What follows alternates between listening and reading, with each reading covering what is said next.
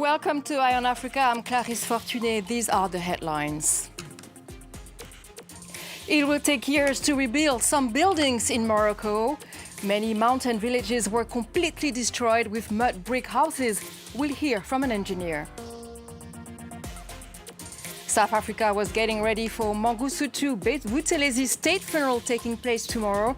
We will learn more about the traditional prime minister of the Zulu nation, also a controversial figure in a fight against apartheid. 7,000 migrants arrived on the Italian island of Lampedusa in the past 2 days, equivalent to the entire local population, despite an agreement between the EU and Tunisia. We'll see what's at stake. It's been 1 week since an earthquake struck Morocco, killing nearly 3,000 people. The hardest hit areas were those south of Marrakesh, where many mountain villages were completely destroyed. Morocco is rolling out a new aid program to rehouse survivors. Around 50,000 buildings are damaged, and some experts say it will take weeks, months, years to be able to rebuild hundreds of villages. Joining us now is Mehrdad Sassani. He's a professor of structural engineering at Northeastern University. Welcome, Professor. Thank you for having me. You're welcome. I mentioned that it will take years to rebuild those houses. Do you agree? If not more. Usually, a rural area is very difficult to have access, provide reasonable and rapid resources to reconstruct. I would say 1 year would be very good if that happened. So in terms of reconstructions, so what are right now the priorities? Of course, at this time, still search is continued, and maybe after that the recovery needs to happen. But following the recovery, there is a need for coming up with a plan that is practical, effective, and sustainable. So that would take some time to make a study of what needs to happen. So I did mention that the houses that were destroyed were mainly mud brick houses. Is there alternatives? Because these took place in rural areas. Can we have an alternative? I would say yes and no. Yes, there are always alternatives. No, because alternatives, at least in my view, would not be practical. You see, almost half of the population in the developing countries live in so-called earthen structures. They are adobe or adobe-like structures. So again, half of the developing countries' population. So it would be very difficult to replace those with maybe more modern construction, nor economically, nor socially, and it would not be really practical. Therefore, at least from my point of view, the solution should involve methods that are used at this time and trying to improve them. The adobe construction, those mud brick construction, can be significantly improved by addition of timber at critical locations. But also there was the issue because of the material that was used, in this case, mud. But when the buildings collapsed, some of the buildings caused issues like suffocation, for example. So the choice of material is also very important. That is correct. You see, when we look at structures, we look at, from seismic earthquake point of view, there are two important ways of looking at them. One, as you said, the material and components. In this case would be the bricks, the mud bricks, as well as the mortar, the bonding agent that is practically the same type of material as the bricks.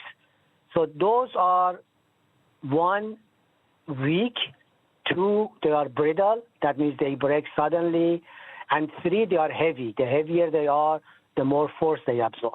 However, there are methods to improve significantly the property of those materials, then to improve the construction procedure, different aspects of construction, and finally to improve the layout the arrangement of the walls, not too long walls, not too tall walls, proper thickness, so that the structure would be better. And then on top of that, if you add proper timbers at corners, at the top of the walls, to connect the walls together and to connect the walls to the roof, they would perform significantly better. So, and lastly, okay, we're talking about medium, I'm guessing medium to long-term constructions, but now we're talking about emergency. We have thousands of people homeless and they can't live in a tent for long. Is there any possibility of having emergency houses made, obviously, to last at least for a year, I would say? I would say yes, and most likely for that purpose, they would need international help. There are those resources available. I'm not sure how effective it would be by Moroccan government to do so, but if international help is there, yes. There are a variety of options to have a temporary housing better than tents. Thank you very much for all this precision. Hopefully everything will be solved, at least for emergency habitations soon. Thank you very much. And meanwhile, emergency teams in Libya are continuing to search for survivors in the aftermath of tsunami-sized flash flood that swept through the coastal city of Derna 5 days ago. At least 11,000 Libyans have been killed and thousands more are missing. Catherine Diet has the latest. Silencio! Silence, silence, please. Everyone stay still, please. This Spanish rescue team is searching for survivors. A man crawls under the rubble to try and get a better idea of the trapped person's location. Try to move. Speak. Call out. Friend, do something. 5 days after the deadly flooding caused by Storm Daniel, people are still being found in the wreckage. The coastal city of Derna was the hardest hit when the heavy rains caused 2 nearby dams to collapse, unleashing tsunami-sized flash flooding. Now the city is unrecognizable, turned into an apocalyptic wasteland of mud and debris. Rescue teams continue their searches, but more often than not, what they find are bodies left behind by the receding floodwaters. There were bodies thrown into the sea by the flood, and the sea began to bring these bodies back to the surface, and they began to recover them. Among them are children. The aftermath has left a heavy toll, thousands dead and thousands more missing, while survivors wait for much-needed food and shelter. South Africa was getting ready to hold a state funeral for Mangosuthu Buthelezi this Saturday. The traditional prime minister of the Zulu nation and actor of the apartheid liberation struggle died last week at the age of 95. Let's find out more about this controversial figure. Mangosuthu Buthelezi served as an advisor to King Zwelithini, but it was the founding of the Inkatha Party in 1975 that catapulted him into the spotlight. His nationalist party didn't align itself with the ANC for long. While Mandela aimed for an inclusive state, Buthelezi was separatist and federalist, representing 2 divergent visions. Therefore reject, ladies and gentlemen, the route that the ANC and the government are taking us. The rivalry between the 2 parties turned bloody, with thousands of militants losing their lives in the 1980s. It took numerous negotiations to restore peace in the Zulu province. Call upon all our people to cease all attacks against one another. Mangosuthu Buthelezi's decision to participate in the multiracial elections of 1994 came just a week before the polls.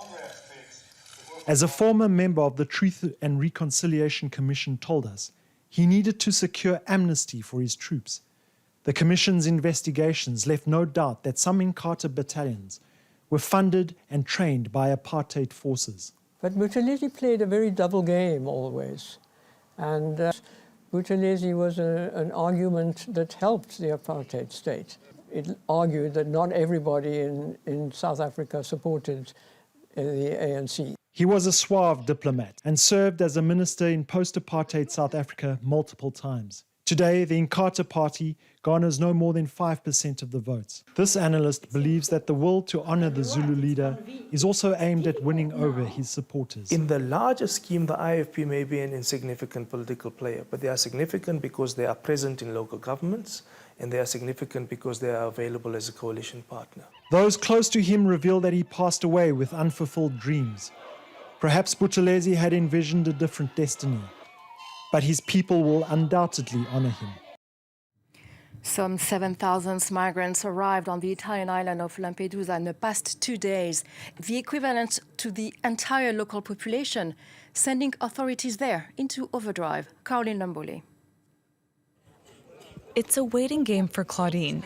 She came all the way from Cameroon and endured a week-long journey in the Mediterranean from the Libyan shores to Lampedusa in Italy. The conditions here are not easy. We've been sleeping outdoors, under the sun in the cold. We've been here since the 12th of September. We want to leave, wherever that might be.